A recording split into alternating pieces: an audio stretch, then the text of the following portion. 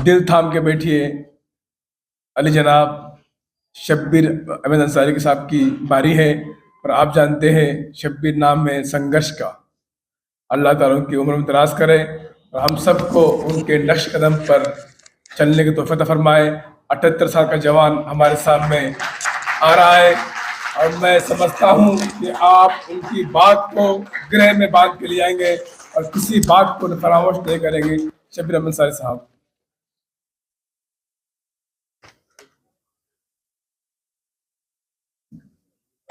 अस्सलाम वालेकुम। वक्त बहुत कम है और वकील साहब को और हकीकत में सुनना चाहिए था। ऐसी प्यारी प्यारी बातें उन्होंने जो हमको पता भी नहीं, मालूम भी नहीं है, बताई है। और हकीकत में ये जो मकसद था हमारा यहाँ का आज का प्रोग्राम का, वो तरबियती कैंप के हिसाब से ही था। कोई और बड़ा दूसरा इजलास नहीं था कि हम कम से कम समझे, सीखे, कम से कम समझे तो सही कि वक्फ और औकाफ क्या है। आज वकील साहब ने इस बात को आकर के कह दिया है। आज के इस तहरीक औकाफ के प्रोग्राम के जिन लोगों ने रात दिन मेहनत की है, ऐसे इस पूना शहर के सदर मोहतरम हमारे शकील, सैयद शकील साहब, सिराज भाई, साजिद खां, बहुत ज़्यादा वक्त हो गया है नाम लेने में, और जब्बार भाई और सारी टीम जो हमारी काम कर रही है, उनका बहुत बेहद ममनून और मशकूर हूँ कि उन्होंने बहुत लोगों तक ये बातें हर जगह तक पहुँचाई। और अल्लाह का फजल करम है कि ये मेमोरियल हाल पूरा भरा हुआ है और पूरे तमाम महाराष्ट्र के अजला से, ज़िलों से और ताल्लुक़ से जो लोग आए उनका भी मैं शुक्रगुजार हूँ। उनको यही कहा था कि यहाँ कोई पॉलिटिकल स्टेज नहीं है, यहाँ कोई सत्कार और भाषण वाला मामला नहीं है, यहाँ तो कुछ बात बताई जा रही है, आप खाली सीखने के लिए यहाँ आइए। इसीलिए ये इजलास रखा गया था। तो यहाँ देख रहे हैं आप कि वो सत्कार वाला मामला नहीं, कुछ भी नहीं, क्या नहीं, क्योंकि मेहमान हमारे वकील साहब थे, सिर्फ अकेले का उनका सत्कार किया गया है। इस पे से अंदाजा लगा सकते हैं आप कि तहरीक के औकाफ जो है वो आपके बुनियादी मसाइलों पर काम करना चाहती है, मूल प्रश्नों पे काम करना चाहती है, बेसिक प्रॉब्लम पर काम करना चाहती है कि जो कुछ भी हम नहीं समझ पा रहे हैं उसके लिए। और इसीलिए ये प्रोग्राम रखा गया जो सादगी से आपको, और जिन जिन हजरात ने भी हमारी मदद की है मैं उनका भी तहे दिल से शुक्रिया अदा करता हूँ। देखिए वक्फ बिल क्यों आया है, क्या वजह है इसका, और आज सारे मुल्क में एक वावेला मचा हुआ है वक्फ एक्ट क्या है क्या नहीं है, ये बहुत लोगों को मालूम नहीं है। मगर जो लोग हमारे थे उनको सबको मालूम था। बहुत सारे लोगों ने ये बात बोली है, जिनको हम रहनुमा कहते हैं, जिनको हम मिनिस्टर कहते हैं, जिनको हम खासदार कहते हैं, जो चीफ मिनिस्टर हुए हुए हैं, या हमारी बड़ी बड़ी जो मुस्लिम तंजीमें हैं इस मुल्क में काम करती है, बहुत बड़ी बड़ी मुस्लिम तंजीमें हैं, वो काम करती है, क्या उनको ये मालूम नहीं था कि वक्फ की प्रॉपर्टी क्या है और कितनी है और कैसी है? हम लोग आज भी जानते हैं कि बिल्कुल नहीं मालूम था। मैं एक रेफरेंस देता हूं, ये हम चीख चीख के कह रहे थे, बता रहे थे, सच्चर कमेटी ने जिस वक्त बातें बताई उस वक्त हमने ये बात बताई और लोगों को ये कहा कि 1976 के अंदर इंदिरा गांधी ने तमाम स्टेट्स के चीफ मिनिस्टर को लेटर लिखी। वो लेटर क्या था, ये लेटर है, मैं आपको दूंगा, मैंने बॉम्बे में भी लोगों को दिया। वो लेटर क्या था, कहा कि 1961 से 1976 तक मुल्क आजाद होने के बाद जो औकाफ की जमीनात पर गाजिबाना कब्जा हो रहा है, इसके लिए लाहे अमल तैयार करना चाहिए। अलग अलग स्टेट में बोर्डों ने काम करना चाहिए। क्या मालूम नहीं था उन लोगों को? खुला लेटर था। हमारे रहनुमा, हमारे कायद क्या कर रहे थे, हमारी मुस्लिम तंजीमें क्या कर रही थी? इंदिरा गांधी ने जब लिखा, कर्नाटका में काम हुआ, केरला में कुछ काम हुआ, आंध्रा में कुछ काम हुआ, कहीं सुधार हुआ, हमने क्यों नहीं, हमारे मुस्लिम तंजीमों ने इसके ऊपर क्यों नहीं काम किया? जैसा मौलाना नदवी ने कहा, चुप्पी साध के क्यों बैठे थे? खैर जाने दिए। 76 की बात 5 में जब गवर्नमेंट ने सच्चर कमेटी बनाई और सच्चर कमेटी ने जो रिपोर्ट दी गवर्नमेंट को, चीख चीख करके बताई, बोल रही है, बता रही है, और हम 3 प्रोग्राम दिल्ली में लिए पार्लियामेंट हाउस के अंदर और बता रहे कि 8 लाख 9 लाख 1,000 एकड़ जमीन हमारी है और कैसे है, कहाँ है, उन्हें सब बताया था। उन्हें ये भी कहा सच्चर ने कि अगर इसका किराया भी हमको मिल जाए तो महाराष्ट्र की गवर्नमेंट जितना बजट देती है, क्या उसके ऊपर अमल हुआ? आजादी के बाद एक्ट की बात करते हैं हम, क्या वो 54 का एक्ट हमको मालूम है? किसको भी नहीं मालूम। 85 की बात बताए, वो बहुत कमजोर था। 95 एक्ट बना, चलो महाराष्ट्र के अंदर हम समझते हैं कि भाई वो शिवसेना और बीजेपी की गवर्नमेंट थी, उन्होंने नहीं बनाए। बोर्ड 2002 में बना। मैंने सारे अपने रहनुमाओं से पूछा, अपने लीडरों से पूछा, हमारे एक्स मिनिस्टरों से पूछा, एमपी से पूछा, हर जगह उनसे जवाब पूछा, मुस्लिम तंजीमों से पूछा कि ये जो सर्वे हुआ हमारा पहले महाराष्ट्र का, जिसमें 53,000 एकड़ जमीन बताई जा रही है, आई कहां से? किसने सर्वे किया? कैसे सर्वे किया? कोई जवाब नहीं, कोई जवाब नहीं। हमारे लीडर जितने मिनिस्टर थे, किसकी गवर्नमेंट थी, क्या थी गवर्नमेंट, वो मैं उसके चक्कर में पढ़ना नहीं चाहता। 2002 में डिक्लेयर हुआ कि 53,000 एकड़ जमीन है, आई कहां से? किसको मालूम नहीं। कैसा सर्वे हुआ?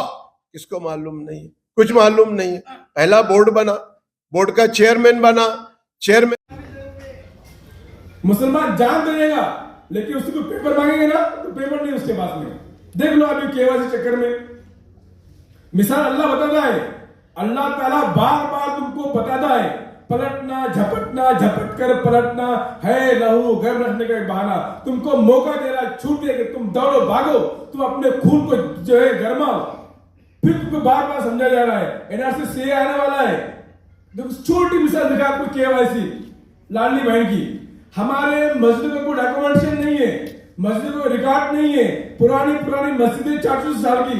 हमारे औरंगाबाद शहर के लोगों ने काम किया था। हमने इस किताब को लेकर पूरे महाराष्ट्र में घूमे हम कि देखो हमारे औरंगाबाद के लोगों ने किस तरह से शहर की पूरी मस्जिदों में रिकॉर्ड जमा किया है, गूगल मैप पे लिया है, पूरा रिकॉर्ड लिया है। आपके पुना की टीम, अपने जब्बार साहब भी है, सब वहां पे आए थे, औरंगाबाद में काम किया था। हम इस किताब को लेकर गए, तहरीक अफकार के लोगों ने हर जिले बताया कि देखिए आपके शहरों की मस्जिद में पूरा रिकॉर्ड जमा कीजिए। शहर छोटे थे, अब शहर बड़े हो रहे, सड़कें बन रही, सड़कों के पीछे मस्जिदें आ रही है, फौरन पहुंच जाए तोड़ने के लिए। आपके पेपर क्या है? आपकी मस्जिद जब कायम हुई थी 600 स्क्वायर फीट की थी, आबादी बढ़ गई 3,000 स्क्वायर फीट की है। आपके पास पेपर कौन से 600 स्क्वायर फीट के? कल बुलडोजर आएगा तो आपको उसको जवाब नहीं है, आपकी कोई बात के परवाह नहीं है। आप किधर रह रहे हैं? आपको कोई रजिस्टर्ड बॉडी नहीं है। किस दुनिया में जी रहे हैं आप? तमाम ताकतें आपको बर्बाद करने में तुली हुई है और आप ख्वाब खरगोश में फंसे हुए।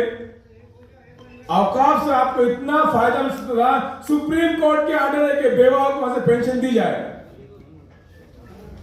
कितने लोगों ने, कितनी तंजीमों ने, कितनी जमातों ने जो है शहर की बेवा को वहां खड़ा किया, औकाफ को सामने इनको पेंशन दो बोल के। कोर्ट आप कंडम कीजिए। पूरे इमामों को तनख्वाह देने का ऑर्डर दिया सुप्रीम कोर्ट का। कितने इमाम संगठनों ने मौलवी में हंगामा किया। आपको मीडिया लेने को तैयार नहीं, आपको मालूम नहीं है, आपको लिखा दिया गया है। सुप्रीम कोर्ट का ऑर्डर है, ऑर्डर पे आपने कितने अमल करने की कोशिश की है? ऑर्डर है बाबता, महाराष्ट्र शासन को ऑर्डर है कि इनको पेंशन दो, बेवाओं को पेंशन दो, इमामों को तनख्वाह दो। कितने बार इसका अमल हुआ? आज तंजीमें जो आप देख रहे हैं, आपको एक वक्त बिल आया तो बहुत सी तंजीमें गली गली महल्ले में उठ गई है और प्रोग्राम कर रही है, जन जागृति कर रही है। जन जागृति क्या होता है? ये औकाफ मुताबिक से क्या होता है कि फला वक्त कब किया गया था, फला वक्त, इस्लाम में वक्त की अहमियत क्या है, इस्लाम में वक्त के बारे में क्या गया है। बता मसला है कि इसको बचाएं कैसे। इंसान बड़ा लालची है, जब तक उसको किसी से फायदा नजर नहीं आता वो काम नहीं करता है। तो मैं ऐसे थे आलिम के बड़े यहाँ के उलमा कराम बैठे हैं और बड़े उसूल के साथ बताता हूं कि आपको दुनिया में फायदा है, आखिरत में फायदा है। कई कुरान करीम की आयतें हैं, शुरू में कुरान शरीफ की जो सूरत की आयत पढ़ी है, वम्मा मय्यन फुन्नास फकुज़रल, जो भी चीज इंसान को फायदा पहुंचेंगे अल्लाह उस जमीन बाकी रखेगा। अगर हम इस मिल्लत के लिए, इस कौम के लिए, इस मुल्क के लिए फायदामंद साबित होंगे तो अल्लाह हमको जाया नहीं करेगा। खैरुन नास मय्यन फुन्नास, तुम में बेहतरीन शख्स वो है जो लोगों को फायदा पहुंचाए। बेहतरीन शख्स नमाजी नहीं, हाजी नहीं, रोजदार नहीं है। नमाज पढ़ना मेरा जाती फेल है, रोजा रखना मेरा जाती फेल है, हज करना मेरा जाती फेल है। अल खल्क़ु अला लिल्लाह, पूरा कुंबा जो अल्लाह का, जो है पूरी मखलूक अल्लाह का कुंबा है, और सब में बेहतरीन शख्स वो जो है अल्लाह के कुंबे को जो है ख्याल रखेगा, अल्लाह के बंदों को ख्याल रखेगा। हम जो अल्लाह के बंदों को काम करेंगे तो यकीन अल्लाह हमारी मदद करेगा, और जब हम अल्लाह के बंदों की मदद के लिए निकलेंगे तो अल्लाह हमारी मदद करेगा। मैं नमाज पढ़ने जाऊंगा तो मुझे मेरा सवाब मिलेगा, लेकिन जब मैं अल्लाह की बंदों की मदद के लिए एक कदम भी बाहर निकालूंगा तो सब सवाब में शामिल होगा। आप जितने भी लोग जहां से भी आए हुए, आप नियत दुरुस्त कर लीजिए कि हम अल्लाह के बंदों के लिए जो जमीन वक्फ की गई थी, हमारे लोगों ने ऐसा नहीं कि कहीं भी झंडा गाड़ दे, कहीं पत्थर रख के उसको जो कब्जा कर लिया, या गायरा ने गांव ठाण पे कब्जा कर लिया। कोई भी वक्फ की प्रॉपर्टी ऐसी नहीं है कि मुसलमानों ने कब्जा करके उस वक्फ किया हो, कोई एक प्रॉपर्टी नहीं है। सुप्रीम कोर्ट के ऑर्डर होने के बावजूद भी आप देखो सेकुलर देश से संविधान चलता है, लेकिन कितनी चीज गलत हो रही है। ये वक्फ की प्रॉपर्टी मुसलमानों की अपनी मेहनत की प्रॉपर्टी है। ये आज छीनने की बात कर रहे हैं मुसलमानों से, छीनने में आज चाइना जो है हिमाचल के अंदर हमारे कई हजार एकड़ के अंदर फैल के घुस गया है, उसकी फिक्र नहीं पड़ी हुकूमत को, कई हजार के अंदर घुस गया है। जो वक्फ प्रॉपर्टी मुसलमानों की है उसको छीनने की कोशिश की जा रही है। कितने मंदिरों की प्रॉपर्टी है। ये जो हिंदू लोग जो आज समर्थन कर रहे हैं वक्फ अमेंडमेंट बिल का, वो मुझसे सुन ले, खुल के सुन ले, ये कुछ जमीन आपको नहीं देने वाले है। वक्फ जमीन हुकूमत ये सब देने वाली, बिल्डरों को देने वाली है। सीधा आपको मिसाल दे रहा हूं, सिंपल, राम मंदिर बनाएंगे, बन गया, उसके अतराफ की फौज की जमीन किसको दी गई? बाबा रामदेव को, रविशंकर को, श्री शंकर को, अडानी को दी गई है। आपको क्या फायदा हुआ?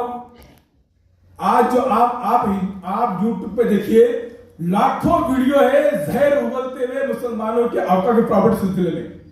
वक्त प्रॉपर्टी मुसलमान कब्जा कर ले, रोड पे ब्रेकर है तो उस पे लिख के आ रहा है कि देखो जल्दी इसको ब्रेकर कम करो वरना मुसलमान आके चक्कर डाल देगा, बोलेगा वक्त प्रॉपर्टी है। ये जो हिंदू जो आज हमारे खिलाफ जा रहा है, इतना उनका जहन भर दिया गया है, जहर भर दिया गया है, यानी कल वो बोले चलो उस पर कब्जा करना कर लेगा। तो मैं उनको बताना चाहता हूं कि ये आपको नहीं मिलने वाला है, आम हिंदुओं को नहीं मिलने वाला है। कश्मीर से 370 आर्टिकल हटा गया है, आम हिंदू क्या फायदा बचने वाला उससे? वो तो पूरे बिल्डर को मिलने वाला है। आपको मिसाल दे रहा हूं, बिल्डर को कैसे मिलने वाला है। मेरे हाथ में पेपर है, दिव्य मराठी 14 अगस्त 2024 का पेपर है। इसमें मंत्रिमंडल के बैठक में जो फैसला लिया गया है ये सुन लेना चाहिए। ये सिर्फ वक्त का नहीं है, मंदिरों को जो इनाम दिया गया है उसके बारे में भी है, चर्च के बारे में भी है, गुरुद्वारे के बारे में भी है। ये सारे मजहब जितने ट्रस्ट है, जितने इदारे, सबके लिए बेल एक खतरे घंटी है। खालसा झालेल्या वर्ग 2च्या इनाम देवस्थानच्या 56,000 हेक्टर जमिनीवर बांधकाम विक्रीचा मार्ग मोकळा। मराठवाड़े में 42,000 हेक्टर 710 जमीन है सिर्फ मराठवाड़े में, यानी 92,000 एकड़ जमीन तो वक्फ की है। खिदमत माशे, मदद माशे, ये पता ही नहीं हमारे लोगों को। अभी हमारे तंजीम तरफ से फोल्डर दिया जाएगा कि मदद माश क्या है, खिदमत माश क्या है, इनाम क्या है, जमीन क्या है, वक्फ औलाद क्या है। बस वक्त बचाओ, वक्त बचाओ, वक्त बचाओ। ना हमको वक्फ एक्ट मालूम है।